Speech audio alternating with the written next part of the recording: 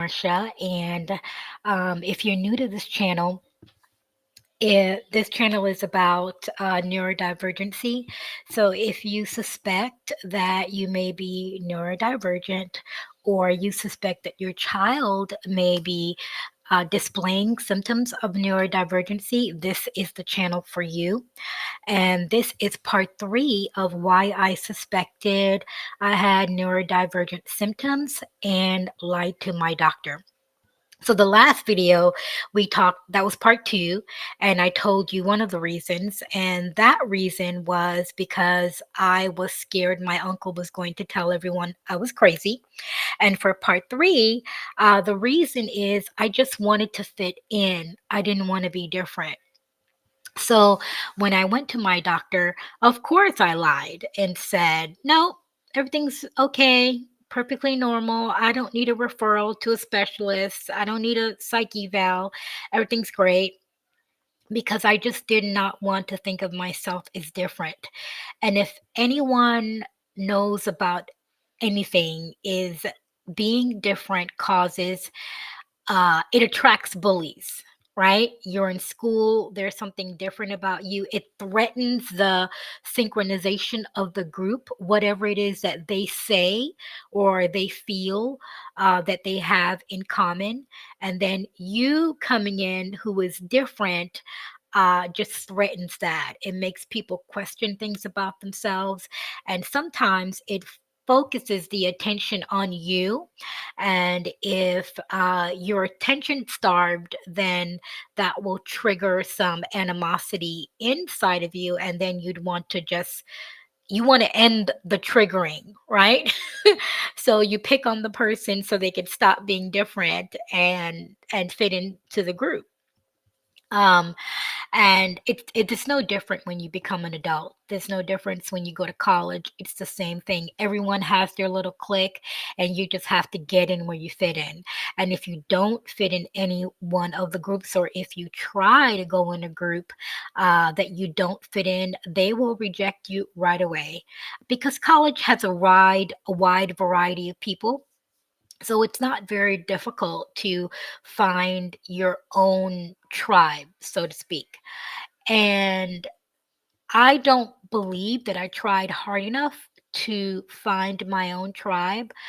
I really believe that in at the university level there were many neurodivergents, and I stayed clear of them. Many reasons. One, I was jealous, that they had each other and I didn't, and I just did not have the courage to introduce myself and be a part of the group.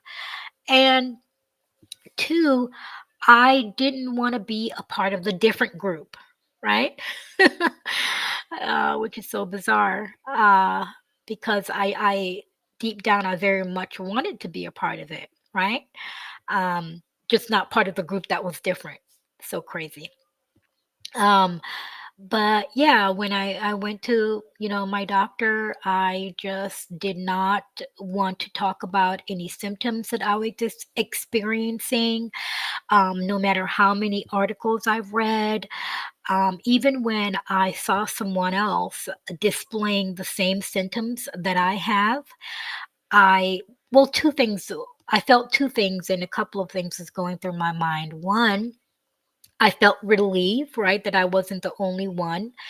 And two, I thought, man, look at that person. They're doing pretty okay, right? Why can't I be comfortable with who I am, right?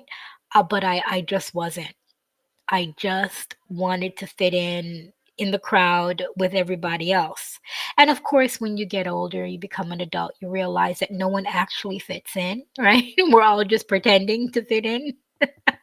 And as a matter of fact, the group that we're trying to fit in is the group that we really don't want to be in anyway. But that it takes courage and a lot of therapy to unpack those deep seated feelings, and one, admit them to yourself, and two, talk about them on a YouTube video.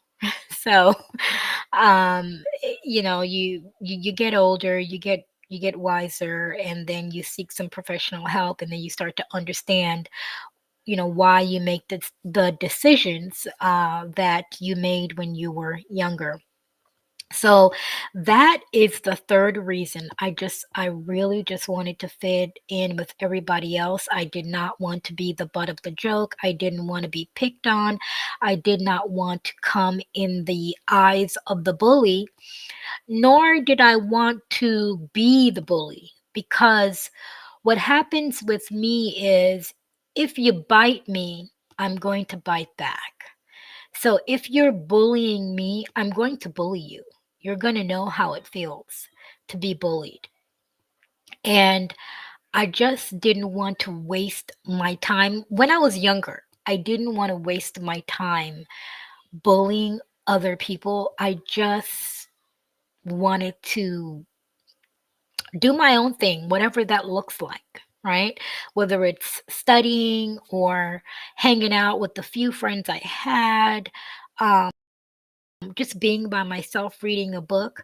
But as I got into the world, and left my little bubble of, my tiny little university and my tiny little college town, and I started to get in corporate America, I realized that either you're going to handle the bully or you're going to attack first, because sitting around and waiting to be attacked is not very fun.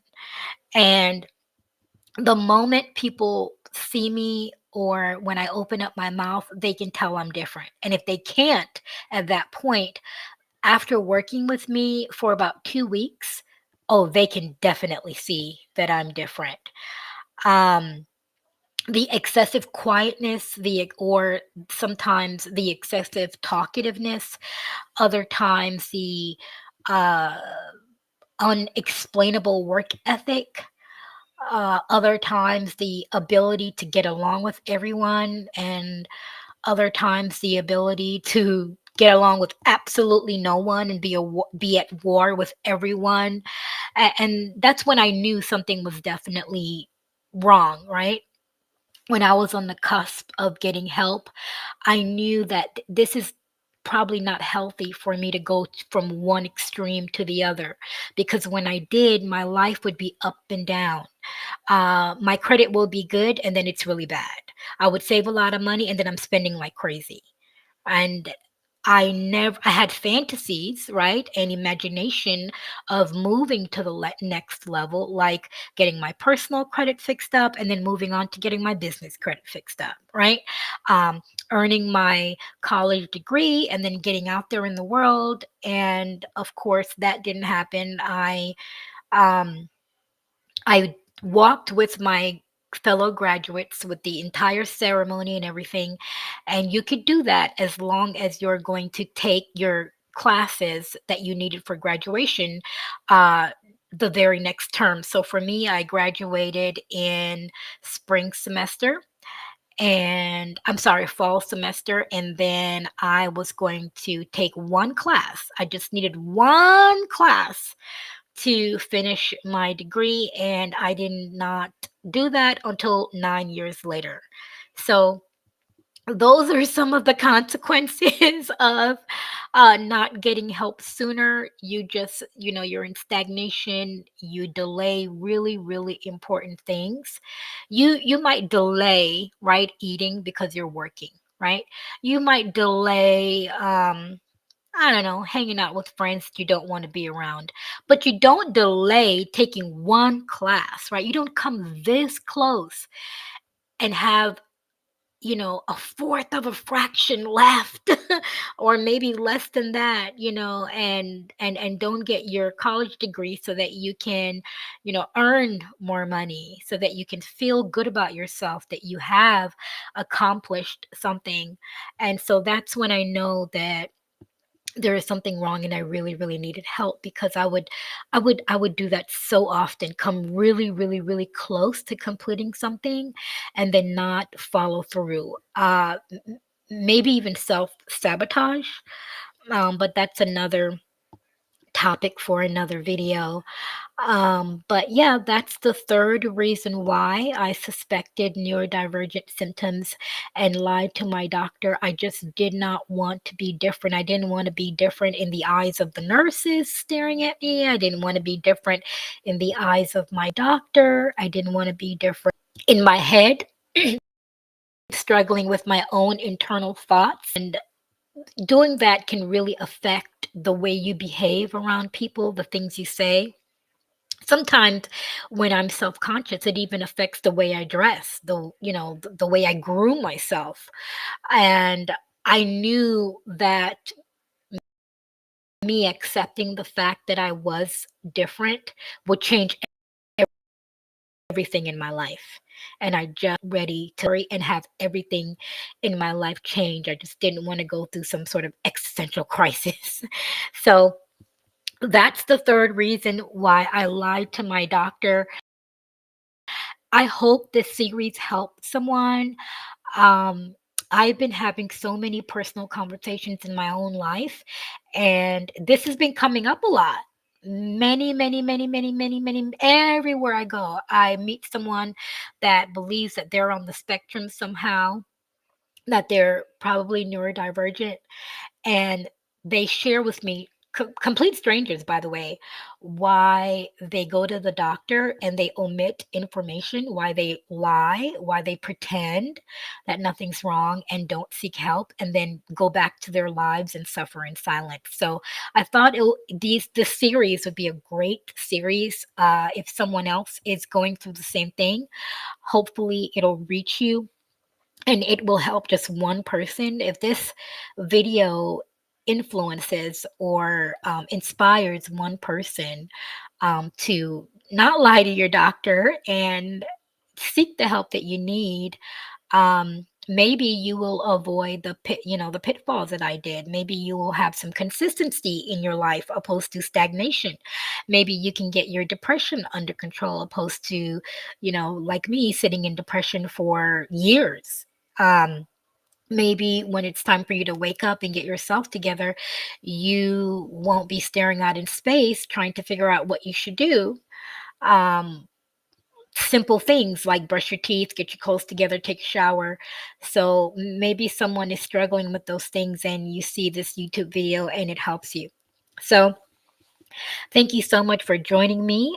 This is part three, why I suspected neurodivergent symptoms and lied to my doctor. And I will see you guys in